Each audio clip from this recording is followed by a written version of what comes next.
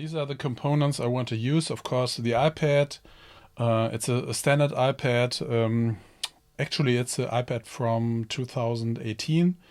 We have an audio interface that is iOS compatible. It's made by Universal Audio. It's called the Volt2. And I chose an audio interface that has two inputs, XLR and combo connectors. And it has two outs, and it has two standard MIDI in and out connections. USB-C, it's powered via a separate 5-volt DC power supply. Yeah, and it's nice and sturdy, and it looks a little bit vintage, not too much. And I would definitely say this is a cool looking thing. Okay, the other component, of course, is my MIDI controller. It's a Keystep 37 made by Arturia.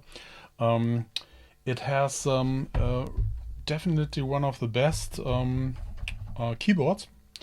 It's a mini keyboard, so when you want to play hours and hours, it's not the same like playing a standard size keyboard, but it's a good compromise if you want to have a compact solution. So the keypad action is definitely quite good. You have 4 controllers and 4 banks. You have a built-in sequencer if you want to use that. You have an arpeggiator. You have this standard pitch and modulation strip.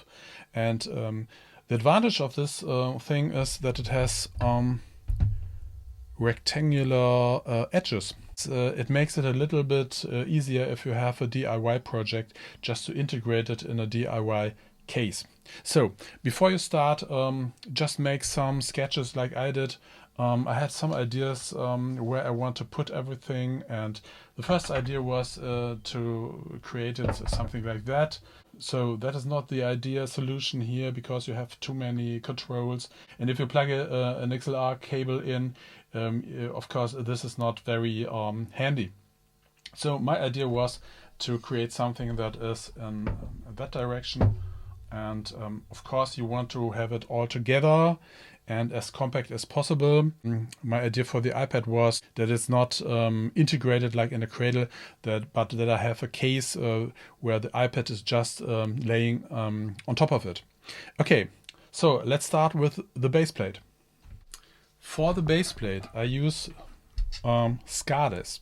SCADIS is a product made by IKEA. It's an office organizer. You can mount it on a wall, and it has these very nice holes in it, and that's a good idea to use it as a base plate for 2 reasons. The first reason is you have a good ventilation system, because your interface will become warm, or sometimes it will become hot in summertime, for example. Then of course you will definitely need some ventilation system here, a passive ventilation system. And the other thing is that you have these strips here for Velcro strips for mounting cables, and that's a good idea. If you have all these holes in it, you are totally flexible. The SCADIS board is a little bit floppy, as you can see here, and that means that you have to stabilize it. You can stabilize it with these little buttons here and there. So, and I stabilize it with an aluminum strip here. So it's quite sturdy and hard and rigid. And this is the side where I mount the keyboard and where I mount the interface in. It's a little bit tricky to integrate all these power supplies and the camera connection kit all together.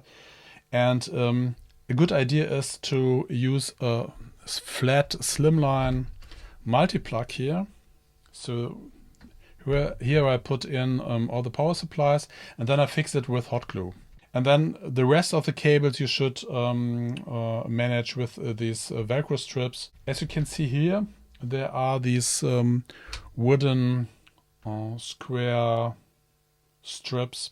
You can use little pieces of wood where you use hot glue, and then just to fix the keyboard and the interface in the right position. What you have to do now is just to fiddle around a bit that it's definitely firm here, and of course the same with the keyboard. And now it comes to how to manage all the cables. Okay, this is the base plate, and the cable management is a little bit tricky, of course. Now let's talk about the top. And the top is, as you can see here, it's made. It's already made of different kinds of wood. This is a stripe made of beech. This is just multiplex or plywood, I think. And this is Paulonia. So actually it's scrap wood. I found in my workshop where I have a big box with scrap wood, and then I painted with a brown color. And yeah, as you can see, after sanding it and after using some clear coat, it looks definitely nice. A little bit like the Cork Lambda, and that's you know, what I had in mind when I created this thing. And to install all this, you have to see what cables are in it. And before I do this, I'm just installing this power supply. I install the USB-C cable here. And what else do we need? So we need the power supply for the Arturia, and this is in the main cable, and this is the cable to the iPad. And then we have all we need. And now I show you the top. And it consists of different parts. As you can see here, we have this thick side panels. It's made of Paulonia, and this is of plywood, I think. This is beech, so a wild mixture of different wood types. And these are the cables for the in-out connections using MIDI, and using this is for the sustain pedal, and this is extender cable for the output. Here. Now I show you the connections. This is MIDI out. This is the sustain pedal.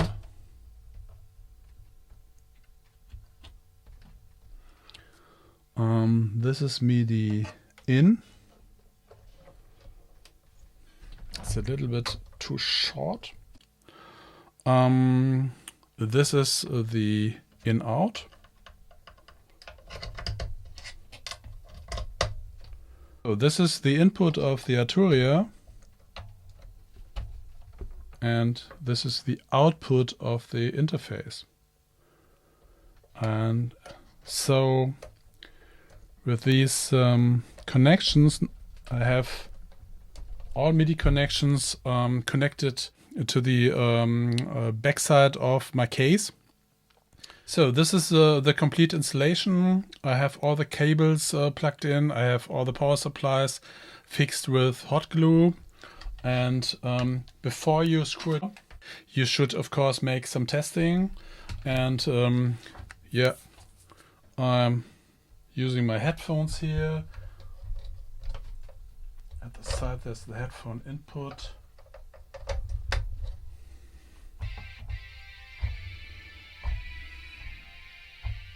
Okay, works perfectly. We turn it upside down because somehow I decided to screw it from the lower side. And fixing it, I use these screws here. And these are stainless steel Torx screws. You can use them over and over again.